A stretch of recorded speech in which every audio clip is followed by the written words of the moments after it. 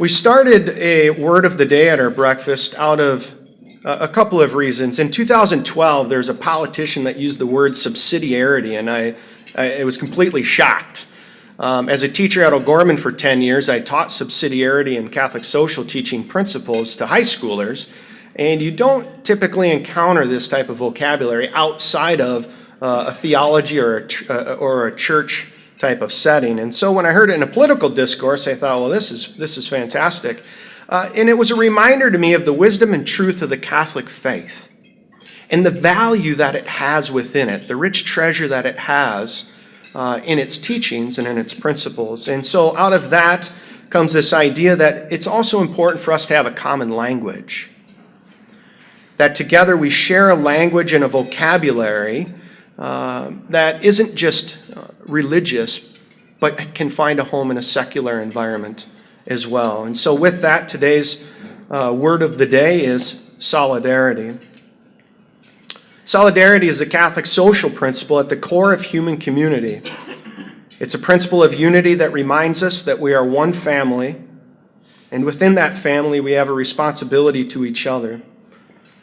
At its core, solidarity refers to relationships that extend from our immediate family to all levels of human society. It begins in our home, but it extends to our neighbors, to our schools, communities, cities, and beyond. Solidarity propels us to consider the common good of each individual.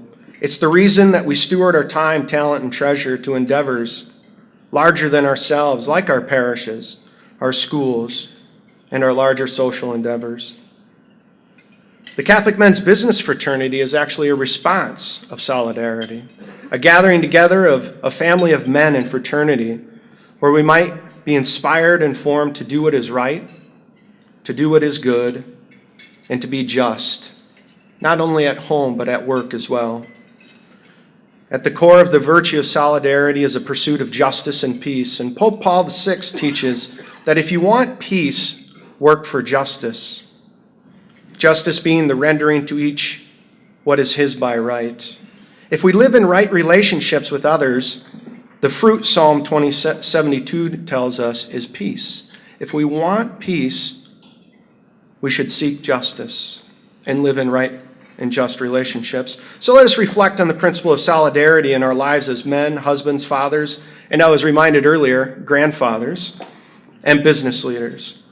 How can we embody solidarity as a habit of virtue so that we can bring it into our homes and our businesses?